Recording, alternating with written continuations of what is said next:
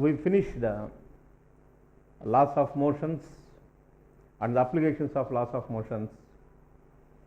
From the first law, we have two important concepts by name inertia and force. In the second law, it leads to the measurement of force and establish a relation between force and momentum. And in third law, we measured the action reaction forces in various cases. Well, coming to today's class, I am going to present what are the common forces. Here common forces means we can categorize into two groups. What are the natural forces and what are the different cases we come across, we encounter during the study of mechanics part. As answer of first part of my question, what are the natural forces? What are the natural forces? You know it very well from the previous chapters. They are broadly under four titles by namely, first one, it is gravitational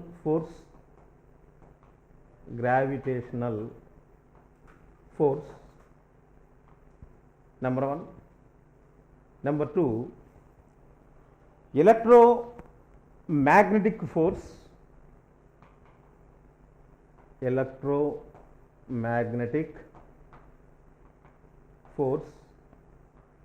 Coming to number three, strong nuclear forces,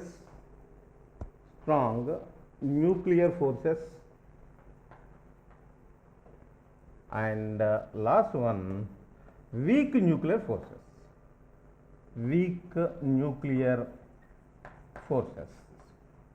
These are the majorly four of the important forces nature available in nature. Let us see once again what is this. Number one is the gravitational force. What do you mean by gravitational force? Gravitational force, according to universal law of gravitation, every body in this universe exerts a force on another body which is directly proportional to the product of their masses and inversely proportional to the square of the distance between them. This is such a force is called gravitational force. Second one, electromagnetic forces. I think you have clear knowledge about what are the magnetic forces in nature, electromagnetic, from your school studies. Force between two magnets, like poles repel each other, unlike poles attract each other, like that. You have one more this is second one. Coming to third one, strong nuclear forces. Inside the nucleus, there are nucleons, nothing but protons, neutrons, and also subatomic particles are there. They exert pressure. They are of two types. They are strong nuclear forces and weak nuclear forces also. They are of other type. So they are called natural forces. But while we are going through the chapter mechanics, which deals with only mechanical property of the matter, moving bodies, we will come across some other different forces other than these forces. Coming to gravitational force, they exert on each and every body in this universe. Of course, it is wonder to say these gravitational forces also governs the motion of celestial bodies. That means not only on this surface of the earth, because of the remaining stars, remaining planets also, they exert gravitational force. Of course, that is why the motion of the celestial bodies is governed by what they are called gravitational force. Right? Shall we move to the next one? Now, my question is, what are the different forces we come across in mechanics? Under heading mechanical forces, they are called mechanical forces. Mechanical forces. What are these mechanical forces? They are due to contacting forces. Contacting forces means, for example, when a body is in contact with another body, if this exert force on this body to counter this and to balance this, this body also exerts force on the first bodies. They are called contacting. Such are called contacting forces. If this body is placed on the surface of a table, it exerts force on the table, and the force also exerts some force vertically upwards on this body. Such forces are called contact forces. We will study it in detail under the title of friction, the frictional forces. They are the examples. Not only the frictional forces, in case of liquids also, and when solids are in contact with the liquid surfaces. For example, consider a beaker full, a bucket full of water. A ball, if you try to immerse a ball by applying some forcefully, then it displaces water. At the same time, the water tries to bounce the ball upwards. They are called buoyant forces. Buoyant forces. Of course, viscous forces. All these are under the forces due to liquids. Now, in today's class, some more forces which often come across in mechanical parts, they are called tensions. Tension in a string. Tension in a string. And I would like to give another similar concept. This is spring constant. This is spring constant. Means it is nothing but force due to springs. Force due to springs. Coming to first one, tension in the string means when a body, a load is suspended from the end of a string, inextensible string whose mass is negligible. Now, tension is created in this string. It is a type of force. It is a type of force, and it follows some laws to find out what is the tension in general. When the string is inextensible and it is very light, the tension in the string T is equal to what this is called as the weight of the load suspended. Tension T is equal to mg in this case. Now, in the next coming lessons, we are going to study what is the tension in different cases, Okay, now let us come to this one. What is the force due to spring? Force due to spring. See this, when a spring is compressed, naturally, let us suppose this is spring, natural spring, shape of a spring. For example, if we try to compress this one, now this comes, the spirals comes very close like this. At the same time, if you try to pull it apart, now it is enlarged. Now, in this case, the spring will come like this. This is due to compression by the application of force on the spring and by pulling it outward. In two cases, for example, if this spring is compressed, some force is stored in it which tries to comes back to the normal position. That means, when we are pushing it, the spring also tries to push outward. Similarly, when we pull the ends of a spring, we will stretch this spring, then restoring force is developed inside the spring which tries to brings back the spring to the original condition.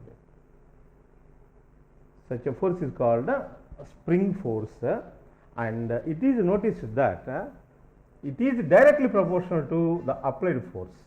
It is directly, that means if we applied a force F,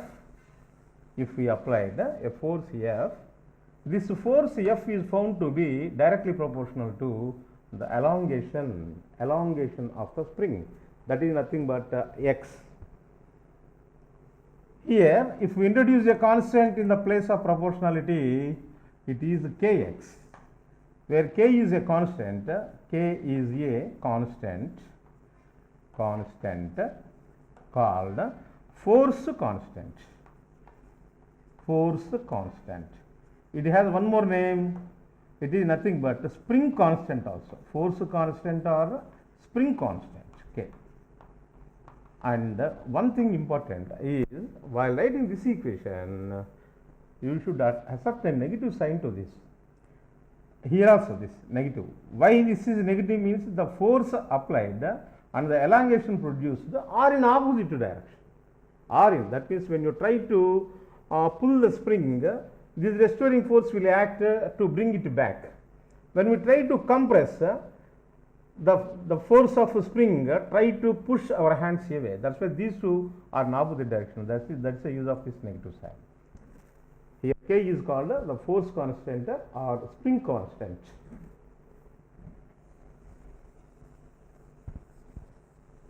As the next part, we are moving to the another concept of this class, equilibrium. Equilibrium. Exclusively, since we are in mechanics, this is called mechanical equilibrium. Mechanical equilibrium. What do you mean by mechanical equilibrium? When your body is said to be in equilibrium. Mechanics means it deals with forces. When your body is said to be in mechanical equilibrium, if the sum of the forces act on it results to 0, simply speaking, the net force on a body is 0, then the body is said to be in equilibrium. Once again, I am repeating the definition of equilibrium. A body is said to be in equilibrium if the net force acting on the body is equal to 0. Let us study one by one case. Case 1, when two forces acts on a body simultaneously and keeps the body in equilibrium. What is the situation? See this. This is a particle having some mass. When one force is acting in this direction, by name is F1, then it tries to move this particle in its own direction. When we apply another force which tries to bring back the body to its original position, by name F2 in the opposite direction, when this F1 and F2 are equal but in opposite direction, shall we write like this? See, F1 is equal to minus F2. F1 and F2 are equal but opposite. And in other words, we can say this F1 plus F2 is equal to 0. What we stated at the beginning of the class, the sum of the forces acting on a particle is equal to 0, then the particle is said to be in mechanical equilibrium. Such forces, two forces which acts along the same line, they are called collinear forces. Collinear forces. Okay. Next one. Now we are going to study what happened in case of more than two forces. For example, if three forces acts on a body and keeps it in equilibrium, how to measure this condition now? See this. Consider again this is a particle having mass m. A force by name C, it is acting in this direction. Let it is F1. This force is F1. And another force is acting on the same particle in other direction, and its name is F2. The arrow head represents the direction of the force, mind it, the direction of the force. And one more force is acting on the same particle as shown in the figure. Let us suppose it is F3. Before starting, these forces, such forces F1, F2, F3, which are in the same plane, they are called coplanar forces. what they are called? They are coplanar forces. Simply speaking, in one word answer, what do you mean by coplanar forces? The forces which lies in the same plane, they are called coplanar. What are collinear forces? The forces which acts along the same straight line, they are called collinear forces. Here coplanar forces act on it. According to the definition, when the particle is said to be in equilibrium, when the vector sum of the forces is equal to 0, vector sum of the forces is equal to 0. That means it is nothing but, since force is a vector, shall we write like this? It's vector F1 plus vector F2 plus vector F3 is equal to 0, is equal to 0. This is called the vector sum of the forces is equal to 0. Mathematically, we can express the same thing as sigma F is equal to 0. It is very fine to say this, very fine. Sigma F, that means the sum of the forces acting on the particle is equal to 0, then it is said to be in equilibrium. Next step is how to find out the resultant of these two. How to find out the resultant of the three forces. It's a general knowledge thing. For example, if I want to find out what is the resultant of these, we will do one thing. F1, these three different forces acting on the particle. Consider any two forces. By name say F1 and F2 if you consider this. F1 and F2. If you find out the resultant of these two forces, for example, if the resultant of these two forces is like this, say, by name Fr, F resultant, then the third force is equal and opposite to the resultant of these two. Very simple thing.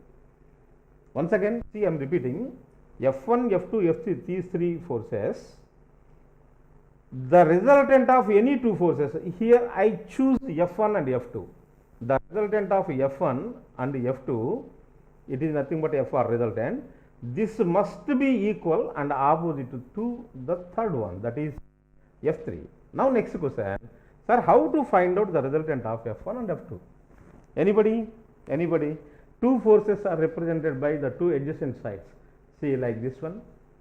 This is one force by name F1 and this is another force by name F2. How can you find out the resultant of these two? Very simple. By finishing what this is called a parallelogram, the resultant of these two can be represented both in magnitude and direction by the diagonal passing through the same point. F1 and F2, I am taking it as the two adjacent sides of a parallelogram. Then the diagonal passing through the same point represents the resultant of these two. Then automatically what this is called, see, this is F3. Here F3 is equal but opposite to the resultant of these two. That's all. This is the condition. So here once again we are using what that is called vector notation. This is called vector notation. Now next one. This can also be found using other methods of vector loss. Vector loss means triangle of vectors. Are you sure about it? What about the vector triangle of vectors? Here I am selecting the two. This is force F1 and this is force F2 and this is F3, say. What this last slide says, if we select the three forces and arranging them as the sides of a triangle like this, for example, this is F1, see, this is F1, this side is F1. How it is, say, just you reassemble this one, just I am keeping it here. This is F2, this is F2, okay. These are the two sides, F1 and F2. Then what about this one? Just you simply imagine we are just arranging it here, that's all. This is F3. This is F3. What triangle law states? The resultant of the two vectors which are taken as the sides of a triangle then the closing side represents the resultant of these two both in magnitude and direction, but in opposite direction. That means here F1 and F2 are the two adjacent sides of the triangle in order. Then actually we have to take the reverse order, means arrow mark upward, but I am taking like this only. This F3, this is called closing side of the triangle. For this side and this side, this is called closing side. This represents the resultant of these two according to triangle of vectors, right? Next question in this sequence is, what happened if the number of forces, that means in the previous cases just we considered two collinear forces, in the second case we consider three. Now the same thing can be applied for any number of forces, for example, if a particle is subjected to so many forces means that F1 is one force, and similarly say F2 is another force, this is F2, and F3, this is another force, and similarly let this is F4 is another force, and let us suppose it is F5. Like this, it is subjected to any number. It's not only 3, 4, 5, any numbers. Let n number of forces acts on a body and keeps it in equilibrium. Then the condition for this one is we can find out the resultant of the net force on this one using Polygon law of vectors. This is Polygon law of vectors. Important thing. I think you know the statement of this Polygon law. If all the sides of a polygon are represented by the different vectors taken in order, then the closing side of the polygon represents the resultant of all these, but in opposite direction. Otherwise, if the adjacent sides of a polygon are represented by the vectors, then the closing side taken in the reverse order represents the resultant of all these. For example, imagine if you arrange all these forces, for example, this force is like this, simply you try to place it like this. Okay, are you comfortable? See, this is F1. What is second one? This one. Just imagine, bring it and place it here as is without disturbing its direction. This is F2. What is third one? This is F3. Simply take it and arrange it here only without disturbing its direction. This is F3. What else we have? If this is F4, here simply arrange this one in this direction. This is nothing but F4. Okay, then according to the statement, the third, that means the last one, this represents the closing side of this polygon. This is F5. Here F5 represents the resultant of all these forces. That is called closing side, but the condition is taken in the reverse order. It gives the magnitude, but in opposite direction. That means the vector sum of all these is equal to F5 in magnitude, but in opposite direction. That's why no confusion. The statement of polygon law is, if n sides of a polygon were represented by the vectors, then the closing side of the polygon taken in the reverse order. Reverse order means actually you have to take the arrow mark like this, but here we are taking like this. So that's why I am telling the resultant of all these is equal in magnitude, but in opposite direction to the resultant of this. This is called polygon law of vectors. After completion of equilibrium, now let us see some particular cases and very useful formula and relation while solving problems exclusively for JEE and NEET students. Basing on the equilibrium condition, there is one important law, that is Lami's theorem. Lami's theorem states that this is used, first let me say about this law.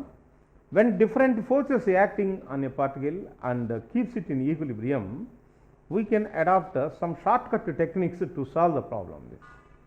For example, see this, I am giving one example for this. These are the different forces act on a particle. Let one force is acting in this direction, another force is acting in this direction. This is F2. and let us suppose one more force is acting in this direction. Let this is F3.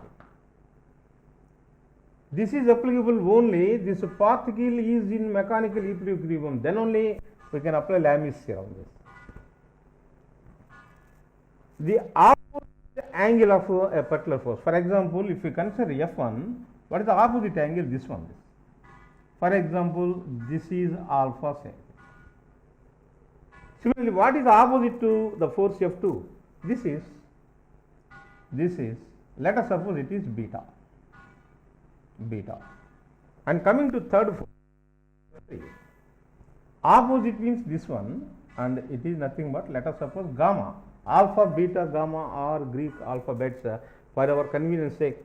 And somewhere in textbooks you can find out this theta 1, theta 2, theta 3. Welcome this. Anyhow, this is the case. That means the three forces F1, F2 and F3 acts on a particle and keeps it in mechanical equilibrium. Then we can relate these 6 factors. That means three forces and 3 angles using this relation. See, this is called F1 by sin alpha. F1 by sin alpha is equal to F2 by sin beta. F2 by sin beta, which is nothing but F3 by sin gamma. This is called simply Lami's theorem. The abstract of Lami's theorem we can use instantly in so many cases. Whatever this, we can use these two couple and this one according to the need of our problem, given data, we can use this relation. This is called Lami's theorem. Right? And see one more application to find out the resultant force. Very commonly we will find this problem mostly in entrance examination, both engineering and medical examination. See, this is a pendulum problem. Pendulum or a mass suspended from a rigid support. See here, it is the position of a pendulum. This is pendulum. That means a metal bob is suspended from a string, from a rigid support. This arrangement is called pendulum. Instead of this pendulum, you can take what that is a load also. A load is suspended. Okay. My question is, what is the force required to pull it to one side? That means when we pull this pendulum, mostly you can imagine the situation like this. This is the position of the pendulum. Now, what is the horizontal force required to pull the pendulum to this side? That means definitely we have to apply some force on this pendulum to pull it to one side. Alright. Now, our job is we are going to calculate what is the force required to pull the pendulum in the horizontal direction. What else we have in this problem is let L is the length of this pendulum and M is the mass of this bob. Theta is the angular displacement of the string. And tension in the string always acts vertically upward. This is tension. And one more, the weight of the bob must act vertically downward. This is mg. And what this is called displacement of the bob. Let us suppose it is given as x. Okay, this is the data. Now, according to our vector knowledge, I am going to resolve this tension into two, that is mutually perpendicular components, vertical component and horizontal component. As we discussed in the previous classes, see this is one component, by name T cos theta, and this is another component, and this is nothing but T sin theta. T cos theta and T sin theta by symmetry, alternate angles. Of course, this also equal to theta. Okay. If you confirm, that means if it is clear, then we will go to the next count of this one. A pendulum mass of Bob M suspended from a rigid support by means of a string of length L, this is the length of the string. When it is pulled to a side, a horizontal force is required to keep it in this position. When it is displaced through distance x and it is in equilibrium, what are the different forces act on this? Clearly I describe on the board. This F is the horizontal force, T is the tension, and mg is the weight, definitely acts vertically downward. And coming to the tension, it is split into two components, T cos theta and T sin theta, as shown in the figure.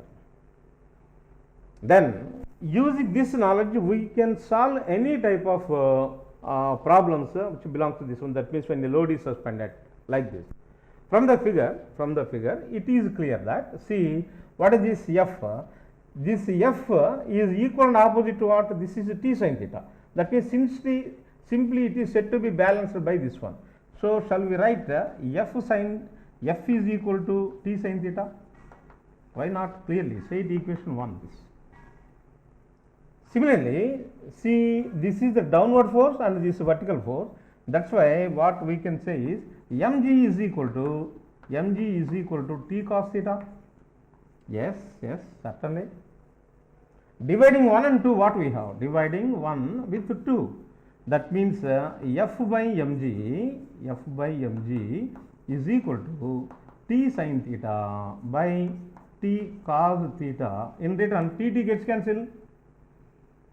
So F is equal to mg tan theta. F is equal to mg tan theta, because after cancellation T, we have sin theta by cos theta, nothing but tan theta, and send this mg to this side.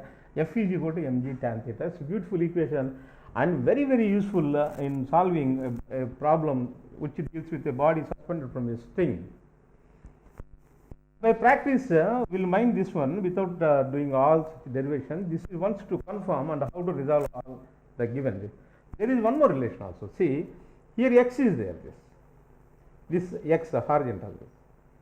It is symmetric to the force F. It is symmetric to the force F. And here tension is there, and it is symmetric to this length L also.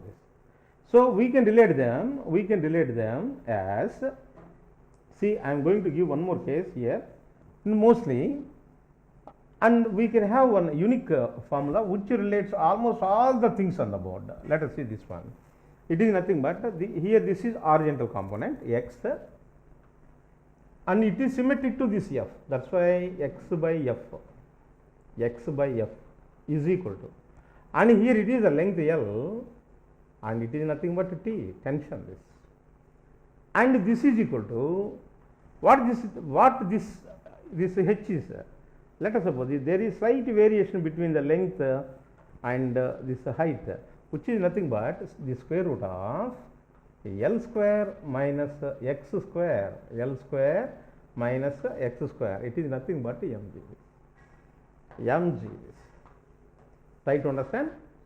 This is called symmetry of triangle. This is x, this is symmetric to this F. That's why x by F is equal to, here L is the length and of course T is the tension in it. These two are symmetric. That's why L by T is equal to, here see, this is the height h and this is symmetric to the vertical, this one. That's why this h can be calculated using Pythagoras theorem, hypotenuse square minus side square. This L square minus x square under root by, and this is symmetric to this one. This is mg. It's very useful. Right.